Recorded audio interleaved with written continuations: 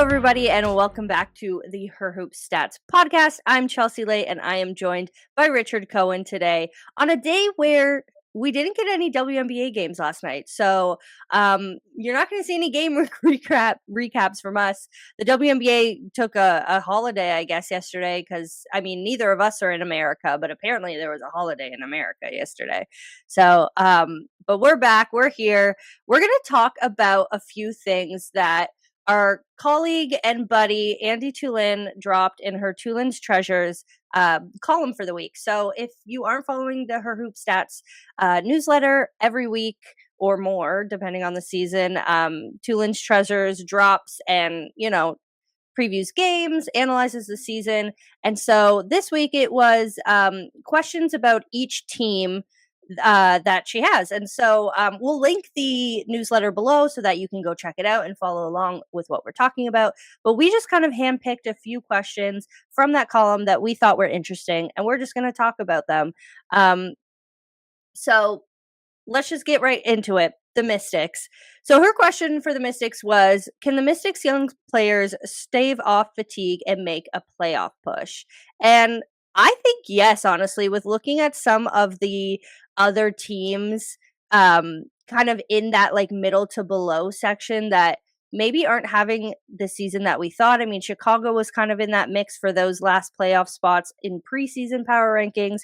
And Washington has just proved that they're like a gritty, fun team. And as much as they're having trouble closing out games this week, I think that with experience, especially with so many young players, that will just get better. So, I mean, I personally think that they could make a playoff push. What do you think, Richard?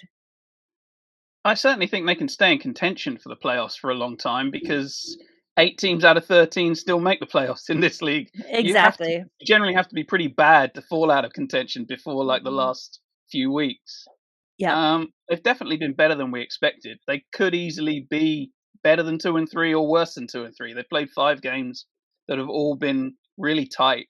Mm-hmm. The problem is this is a really young team, and I can see them losing a lot of these close games over the course of the season because young teams tend to have trouble, sort of knowing how to win.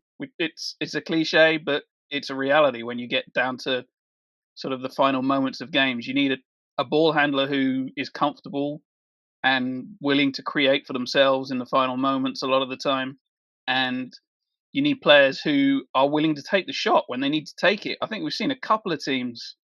Atlanta have been dreadful in the final minute to 30 seconds of games.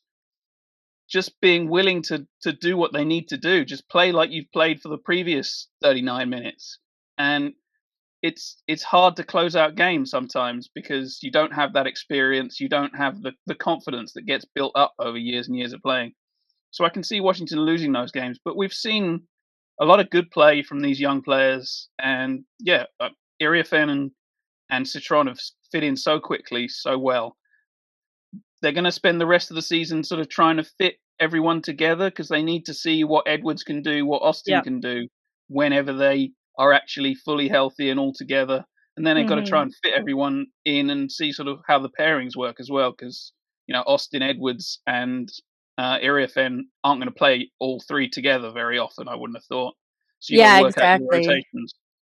Yeah, and I mean, the way Andy puts it, like each of Citron and Iriafen, they've started all 5 games and averaged at least 30 minutes and 13.8 points per game. But like you were saying, Aaliyah Edwards just got added into the mix this past weekend. Shakira Austin hasn't been fully healthy. But, and she also mentions too that the quick turnaround from college to the WNBA definitely will affect them at some point. I mean, we see rookies who had a deep run in NCAA tournament games end up having that fatigue or sometimes dropping off at the end of the season. Sometimes they don't get me wrong. Like these are young 22, 23-year-old people who definitely have a lot more energy than some of us who have a few more years too.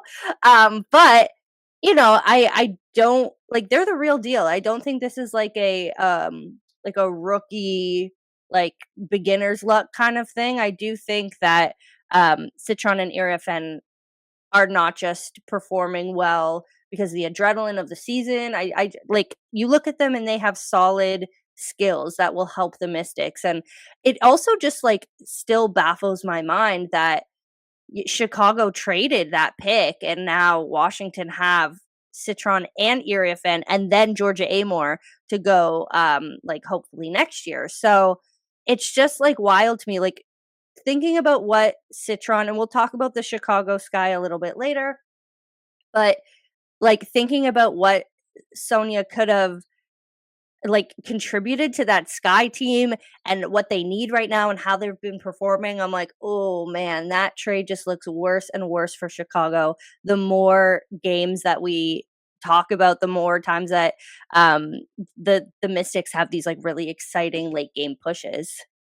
Yeah, I mean, I like Ariel Atkins, but you Yeah, of can't course. deny that she's 7 years older than Citron as well, Mhm. and only under contract until the end of the season, unlike Citron, Mhm. who you've got 3 more years of control over, or more, Yep. depending on what the rules they come up with. Yeah. Um, yeah, the rookie wall is definitely a reality that players do hit, especially because in this league, players are generally getting very little rest between their final college season and the start of the WNBA season. The other thing we Mhm. sometimes see is that a few weeks into the season, every team now has tape on every other team and has been able to break that down. Yep. So sometimes you do see sort of a hot start for about 2 weeks for player X, and then sort of the Mhm. entire league realizes, oh, they can't do anything if you make them go left, or Mhm. something like that. I don't expect to see that with Iriafen and Citron. I think they both have enough variation to their game and enough talent that they won't like grind to a halt as soon as someone is able to see what they do. But Mhm. that can be a reality for some teams that, yeah, when once everyone has tape on them, then everything can change a couple of weeks into the season. And we Yeah, for haven't played sure. 10 days. Yeah, This exactly. we have It to preface this again. This is still so early. This is still it's such small so sample size theater.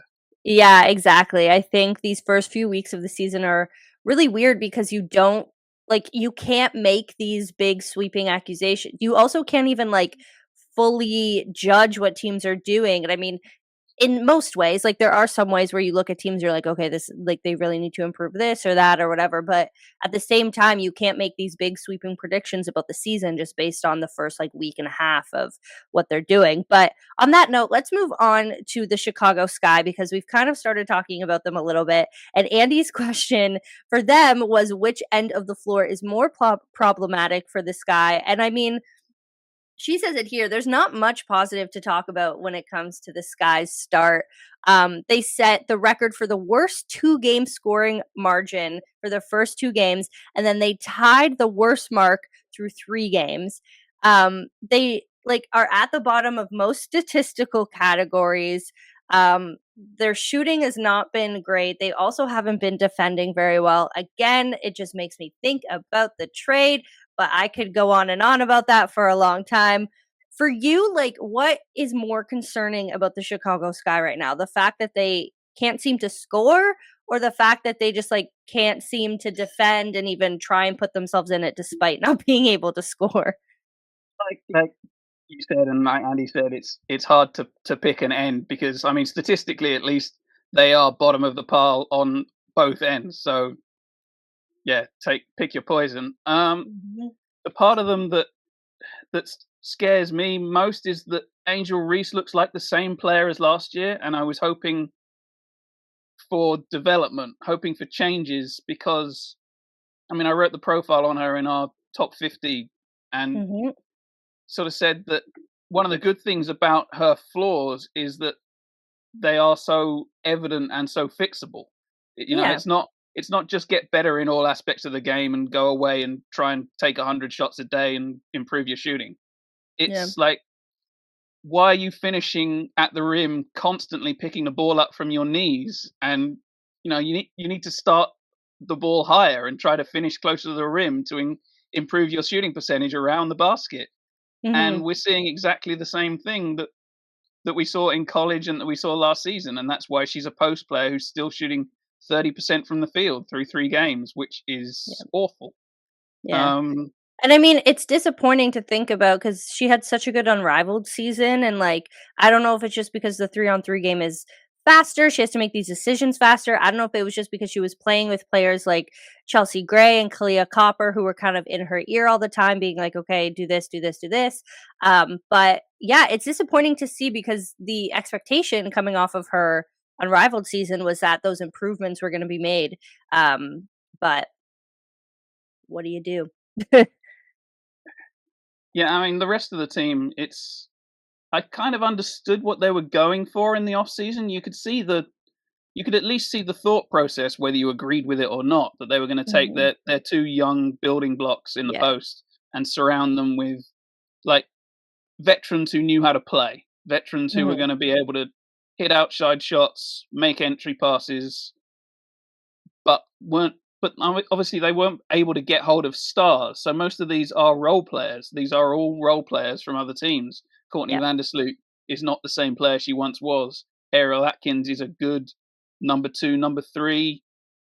She sort of proved that in Washington. We all sort of said, yeah, this is a really nice player to have, but clearly not someone you want leading your offense. Then they got Kia Nurse, Rebecca Allen, Elizabeth Williams. These are all support players. Yeah. So when those are the players you've got stocking your roster, you need your young building blocks to start becoming your stars. Reese and Mhm. Cardoso need to step up, even though it's only year two. They're not going to start winning games unless those two are the core of what they're doing.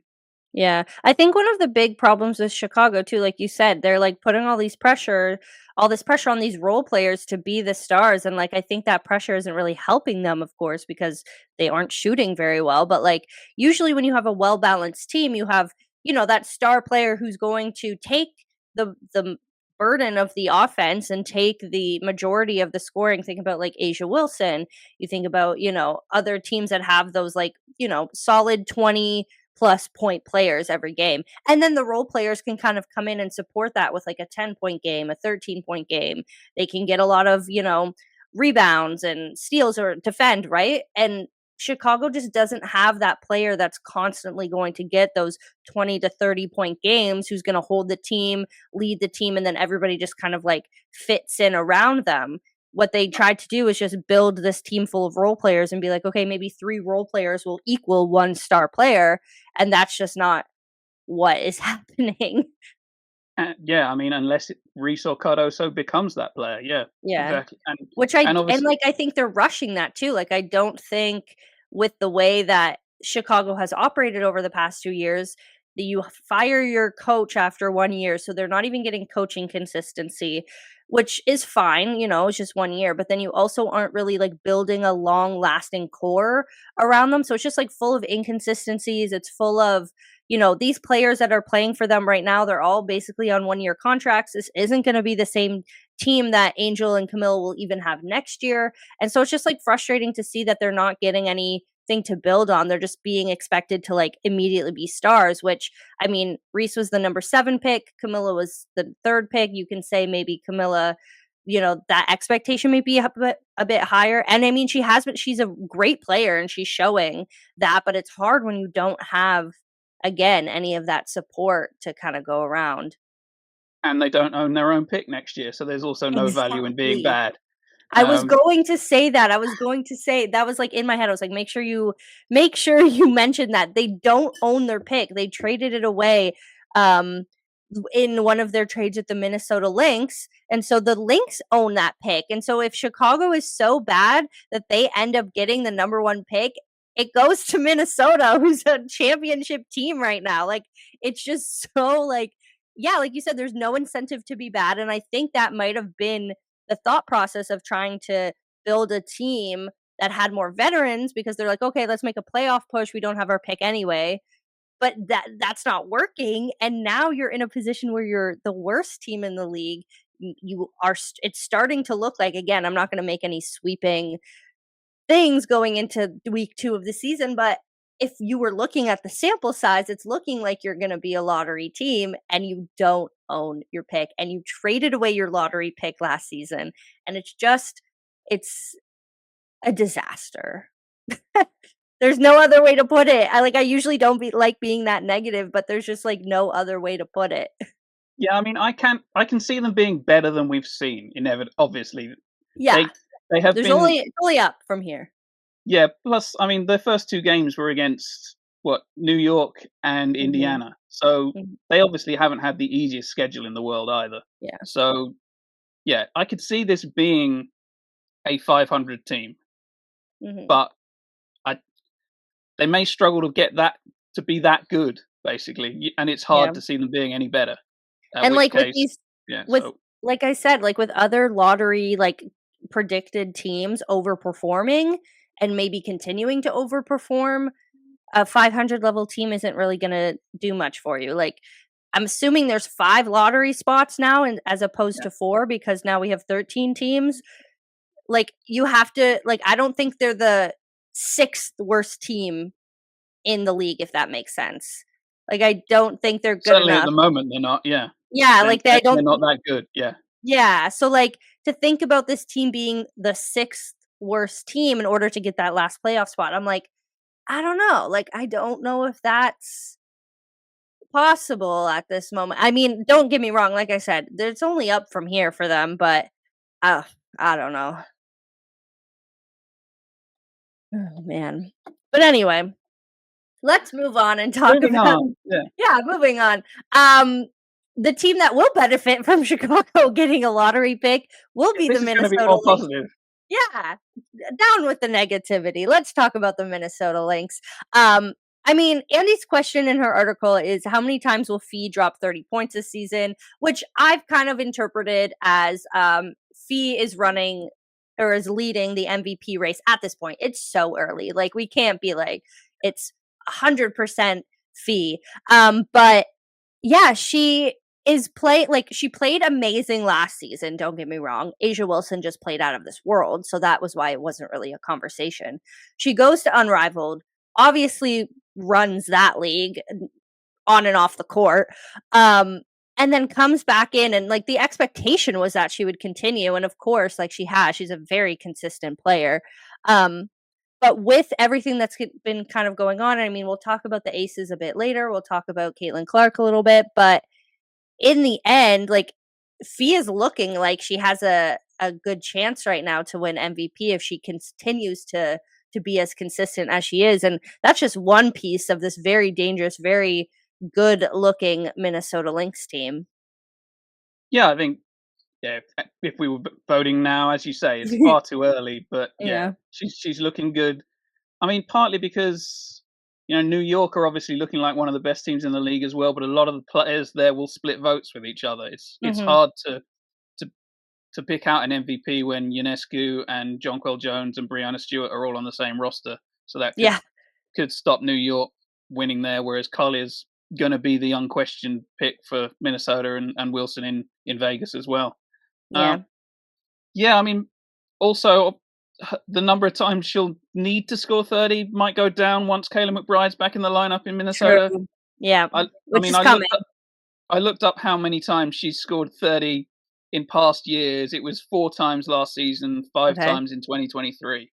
Okay. So probably not too many more unless Minnesota really need her to, would be my Yeah. general answer to the question, Yeah. because I mean, yeah, this is a Andy pretty egalitarian team. They like yeah, to spread the ball around when they true. can. So yeah, they would rather she didn't need to. Exactly. And yeah, you don't want to put all of the burden. Like you need a star player that's going to be able to put up that, but you don't want to put that intense burden. It's a fine line to balance. But Andy says so like currently Nafisa Collier is averaging 29.5 points per game in the early going. That number is going to obviously decrease as games go on. Like you said, Kale McBride comes back soon. I think she's listed as probable for tonight's game or the next time the Lynx play. I don't have the She was schedule in at front their of me. last game in Street though, so I imagine Exactly, she'll be back yeah. soon. Yeah. She was practicing over the weekend with them, like, she's just getting reconditioned, so, it was no injury, she's out for personal reasons, so it's not like they need to, like, keep in mind of an injury or anything, so I assume she'll at least get some minutes, maybe she doesn't start, but I wouldn't be surprised if she did. But anyway, Nafisa is averaging 29.5 points per game. And so basically Andy kind of did a little bit of mental math and said if she keeps going on this trajectory, she could score, I think the number she has here is 22 30-point games, but I don't think she's going to get up to that number. But Andy did mention that the record belongs to Maya Moore with 13 30-plus games in one season, which was a 39-game season in 2014. So, I mean, she has a potential, to beat um, Maya Moore. Like, I don't think 13 is that egregious of a number, especially in a 44-game season. I mean, I would also say the same about Asia Wilson too. So, it's an Asia hasn't interesting. beaten that before, to be honest. I'm surprised. Yeah. Yeah, I saw that too. I was like 13. I was like, did Asia have that last year? But I don't know. But yeah, it's with Fee right now. It's like she's just playing so dominant. She looks so confident. She looks, so healthy and strong. And I think like it's so nice when when you see a team capitalize on their star player, like right in, like we're coming into Fee's prime now. I think we're at the beginning of it, and it can be a very long prime. I'm not saying a player's prime is like just a small inclusive bit, but yeah, I mean, she's just been getting better and better for the past few years ever since she came back from pregnancy and childbirth. And I love watching her play because she's that like archetype of player that we've been talking about for however long, that versatile big forward player who can shoot, who can pass, who can handle, who can rebound, who can score anywhere on the court, and is just dependable. Like that, she makes up basically if you were to make like a perfect player. And I mean, Asia Wilson's the same. There's definitely a lot of players that we could talk about that make up that archetype, but Fee's just like taking advantage of it right now. Yeah, I mean, we've talked about it a lot over the years in the WNBA. You see a lot of players coming out in college who are a 3-4, and sometimes it means you're not strong enough to play the 4 and you're not quick enough to play the 3. Mm-hmm. But when the players are elite, like a Collier, like a Brianna Stewart was like this as well, who's been elite at both of those positions too, that sometimes you're too quick for the 4s and you're too strong for the 3s. Yeah. So yeah, Collier is like this. I mean, she's become the kind of player that plays mostly the 4, and especially in the W. But she can do either. We've seen her play either this season, actually, especially with McBride out. She's played alongside 2 other posts, sometimes swinging outside. Mm-hmm. But yeah, she's that good, and she fits in perfectly on this team where there is such a team ethic on Minnesota. That's what has made them so good last season into this season. And we mentioned this discussing things before we started the broadcast. I like watching this team play defense, which isn't common for me with a lot of teams. But what Minnesota do is they fill every hole. You see a player rotate into a space, and then somebody rotates behind them, and each player trusts the next player to cover that hole. And it takes communication, and it takes a lot of trust to play like that, because you have to believe that your teammates are going to cover for you and not make you look stupid for moving out of your original position and covering the previous hole that you just saw. So there has to be a team ethic and a communication and a reliance on each other. And to be honest, that's part of why Diamond Miller has fallen out of the rotation. And you see it when you watch them play, and when she comes in for a few minutes, she's the one player where you don't see that same level of knowledge and sort of instinct of where to go and where to rotate, and trust that someone will help you out if you need them to. And that's why she's lost the minutes. It's part of why I still wouldn't be that surprised to see them trade her at some point this season, because this team, even with McBride out, which has obviously been part of the reason for it, they've felt maybe a ball handler short, with her injury sort of highlighting it, that they only have Heidemann and Williams really as ball handlers. Yeah. And that makes you sort of worried how much impact one injury could have at a crucial moment later in the season.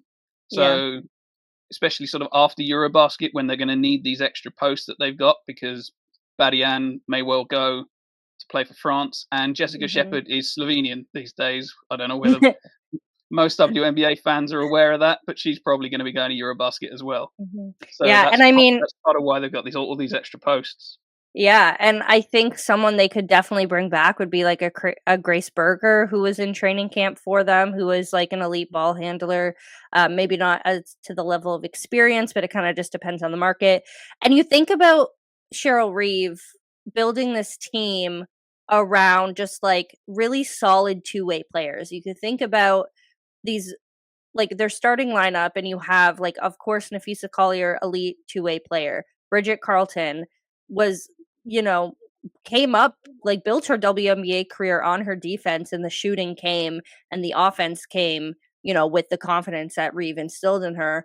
I mean, you have Courtney Williams, you have, Alana Smith, who brings a lot to their like to both sides as well. And so anyone who Cheryl is looking at, I think, like you said, she has to be able to trust them and has to be able to know that they can operate on both sides of the ball no matter what everyone else is doing.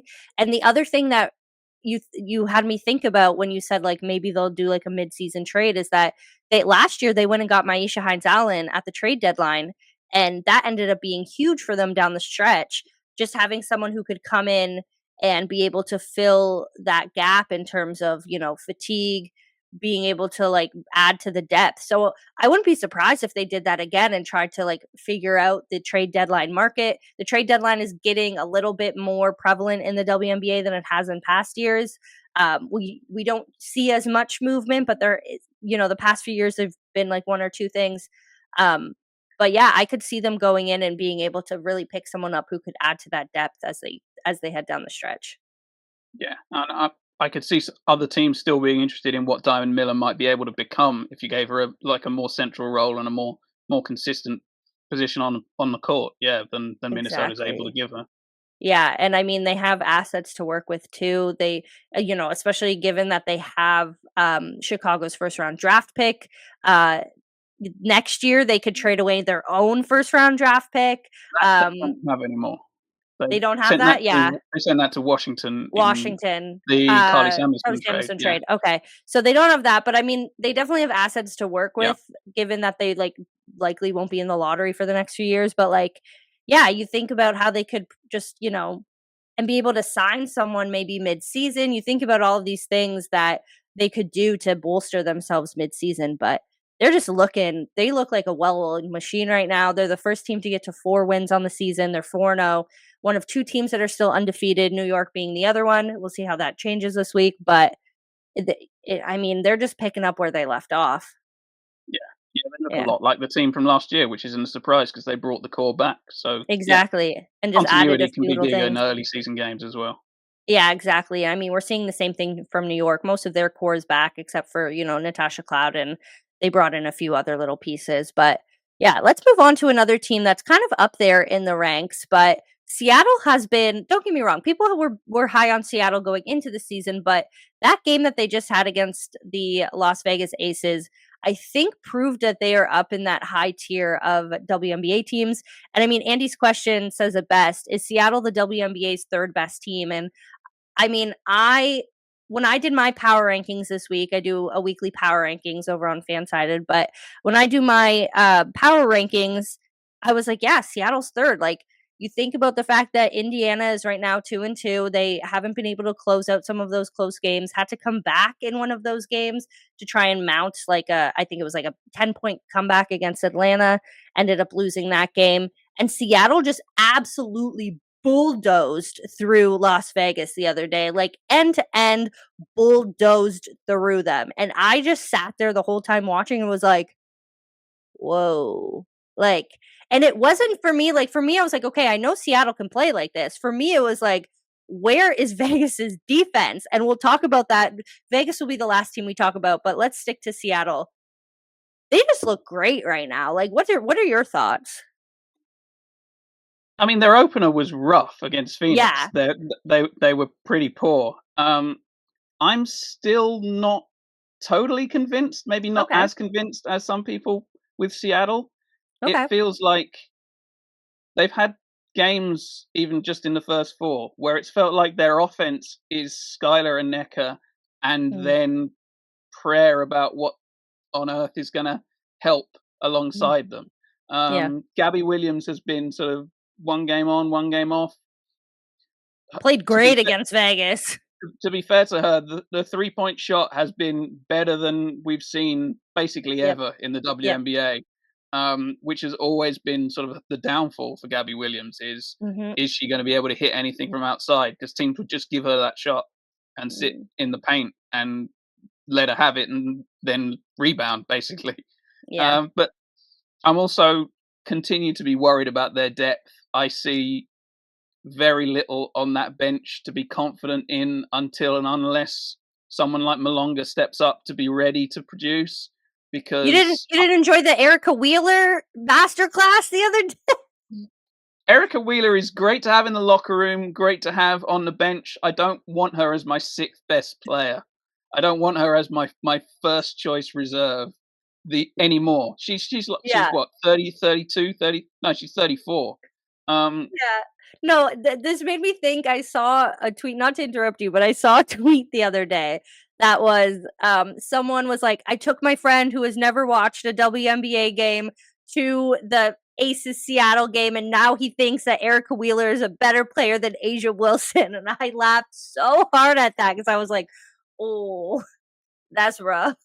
I mean, that's what happens when you watch one game. This is basketball. Things exactly. Oh man, but yeah, continue on. And Asia had a bad game too. So yeah. I mean, most of Vegas had a bad game. Like that was just a bad game for them. Oh man, like it was.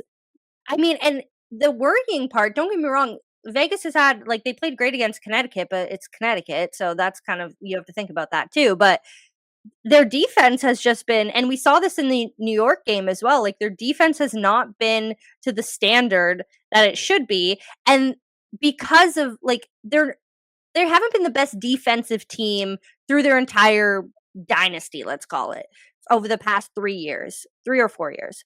But what they really like make up for that in is the fact that they've been the most like highest caliber offensive team in the league for the past couple of seasons by a high margin. Like they score a lot of points, and that's because Asia Wilson last year was averaging nearly 27 points a game. You had Kelsey Plum who was up there. Jackie Young is a great scorer. Chelsea Gray had an off season last year, but other than that, she's assisting, she's doing all of that, so their offense is rolling, right? Then you have this season, they trade Kelsey Plum for Jewel Lloyd. Jewel Lloyd started well in that Seattle game in the first quarter, went cold after that, hasn't really been gotten into her groove yet. You have Asia Wilson, who isn't playing to the level she was last year yet. I'm not saying she can't. And then you have Kia Stokes, who hasn't scored a single point left in this game or in this season. Has not scored a single point in this season in 4 games. She's averaging 0 points a game. Not even 0.1, 0. And I'm like, bro, what? Like, you have Liz Kitley who comes on as a rookie. Don't get me wrong, so high on Liz Kitley. I think she's going to be a fantastic WNBA player. Love the fact that she's learning from Asia Wilson. But this is her 4th WNBA game. And she comes in off the bench and is outscoring your starting center. What? Good on Liz Kitley, don't get me wrong. But, like, what is this team construction? I'm confused. What do you think about that? I've had this issue with the 5th starter. For even while they've been an elite team, it's been who's going to take that 5th spot. Because whenever we've got to the playoffs and teams can like focus on one opponent, Stokes gets ignored and then gets played off the court. So that's why they've ended up, you used to see Alicia Clark playing the 4 a lot alongside Asia Wilson. But now she's in Seattle, beating them. So they've still got the same problem about working out who that 5th starter needs to be. And the problem is, through the first 4 games, is that the other 4 haven't been, like you say, haven't been quite as good. Mm-hmm. When you drop off from that elite level, it's noticeable. You see it. It hurts. Yeah, I mean, the question with Jewel Lloyd when that trade was made was whether they get the player that's been in Seattle the last 2 years, or whether she then bounces back to what we all know she has been in the past. Yeah. She's never been that efficient, but the last couple of years it dropped off a significant tick. And My theory is that she dropped off when Sue Bird retired, and we're just gonna keep talking about how elite Sue Bird is because she's one of my favorite players of all time.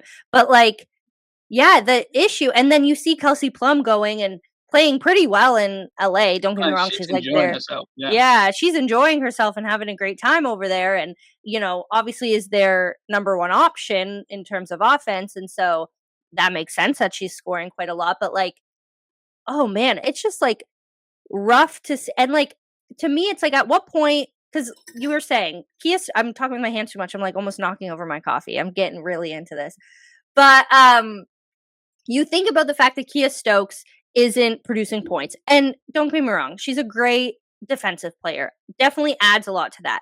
But Becky Hammon said after the Seattle game that she took Kia Stokes off and put in Liz Kitley because Seattle was just ignoring Kia Stokes. Obviously, because someone on the bench was like, yo, she hasn't scored an entire point in this entire season. Don't guard her. Guard Asia instead.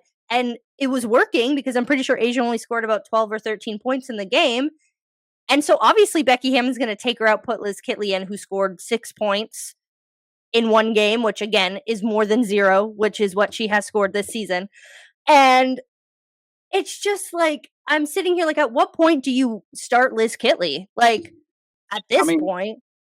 I said the same thing on Blue Sky after the game that I'm going to be in. They don't play again until the end of the week. I think Friday, Saturday night. Yeah. So they got a whole week of practice to try and fix things, try and come up with some answers if they want, or to make lineup changes. Do you just start Kitley? Do you start Crystal Bradford and go with a smaller lineup? Does Nye get more minutes on the wing, giving them sort of more shooting off the ball? Because I like Nye. I mean, I have to admit I didn't see much of her in college because I just don't watch that much college basketball. But yeah, it's hard when you're not in America. She's an elite shooter. She is. They don't need more creation on the ball. So as long as she can be a halfway competent defensive player and then just stand off the ball and shoot whenever it touches her hands, that's all they need from a wing player. That's basically what they wanted Kirsten Bell to do for the last 3 years, and she hasn't been able to do it. So don't even get me started on that. Yeah, well, we could probably add another 10 minutes on with both of us getting started on that. So literally. Yeah, and like you think about what Alicia Clark brought to this team last year, similar, was good defensively, and then just stood there and shooted when she needed to, got some rebounds, etc., etc. They lose that. Kirsten Bell again did not, be what they wanted to be. They lose Kate Martin in the expansion draft. And now it's like you're looking and you're like, you don't have depth. Like, you have depth at the center in terms of Liz Kitley coming now, but like, if Kia Stokes isn't going to score a single point this entire season, that's one of 5 players on your starting lineup that isn't contributing. And that's a lot when you think about how many points these other teams, you think about Jonquel Jones going up against Jonquel Jones in, say like a series or whatever. Like, you can't have that. You can't have someone who's not going to contribute to a team that's supposed to be the best offensive team in the league. But I think part of the problem is that you can have it as long as she's a big help at the other end. Yeah. But I don't think she's helped their defense that much either. No. So in that case, you play yourself off the floor because if you're not going to score, then you have to be that big piece of the defense. And they've, as you say, we saw against New York. Obviously, that's one of the best teams in the league, so they can make a lot of teams look bad. But there was a big gap down the middle of the paint, basically. New York got straight through them far too many times, far too easily. And Seattle did a lot of that as well. It was too easy. And that's basically Stokes' job, is to deal with that and help Wilson shut down the lane. So, yeah, unless she's helping on defense, then she can't play because teams ignore her on the other end. Yeah, teams are just going to see that and go right to the basket. Like, they're going to, like, if I'm scouting for Vegas, I'm like, you think about Kia Stokes and you're like, yeah, run right past her. Sure. If she's going to lead, and when on the other end, don't defend. Because again, not a single point in the season. I won't say that, like, I've been repeating that, but it's just like, it blows my mind. But yeah, like, and then like back to the Seattle matchup. I mean, NECA has been playing phenomenally to start the season. Like you said, like their offense is basically Skylar Diggins and Nneka Ogwumike, and then you think about Gabby Williams, who I think I wouldn't count last season as much because she was only there for the last little bit, but like reacclimating to the WNBA, especially after the Olympics she had, I think that she's confidence is a huge part of it. And I think her confidence is like rising in terms of the international player she's become. And the fact that she's like, oh, yeah, like I can compete against these, top WNBA players because I proved it when I was with France. And I think that that's contributing a lot. You think about like now they have Malonga, and I mean, there's this whole thing that people are saying like Noelle Quinn doesn't really play rookies, which I mean, I think Dominique is going to have to start getting minutes when she gets a bit more acclimated because she's just good, and I think that would just help them. But yeah, it's definitely. And then you have Alicia Clark who comes in and provides that shooting and defense and rebounding that you need. So in terms of Seattle, I think that people are kind of sleeping on them a little bit.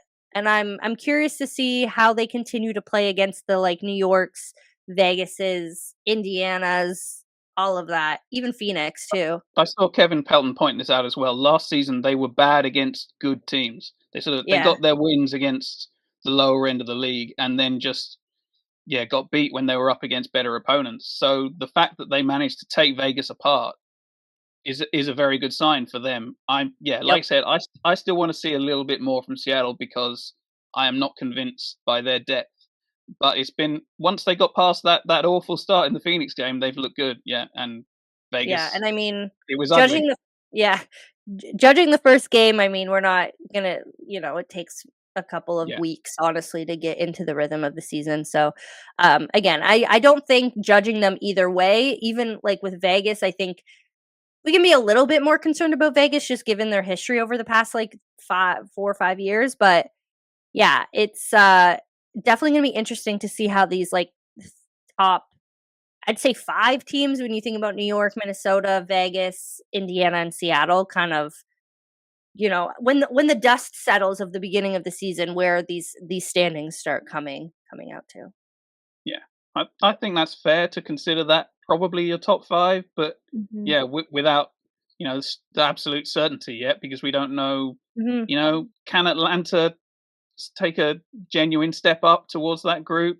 Yeah, stuff like that. Yeah, are Phoenix as good? Because Phoenix have kind of been a two-player team on offense as well, like Seattle's. But and I mean, you also think about how their role players help. We also have to see now because Caitlin Clark will be out for 2 weeks. If you missed it, she's out for at least 2 weeks with a quadriceps strain. And, we're going to get our first look at non-Caitlin Clark regular season Indiana Fever hoops, which I'm excited. Like, I wouldn't say excited because, like, obviously I want to see Caitlin Clark play, but, like, I'm intrigued to see how this team performs without her, to say the least. And their schedule is quite easy. I think they kind of, I wouldn't say she got lucky because injuries suck no matter what, but like their schedule isn't too concerning given the fact that she won't be playing, but I'm intrigued to see how they do without her production.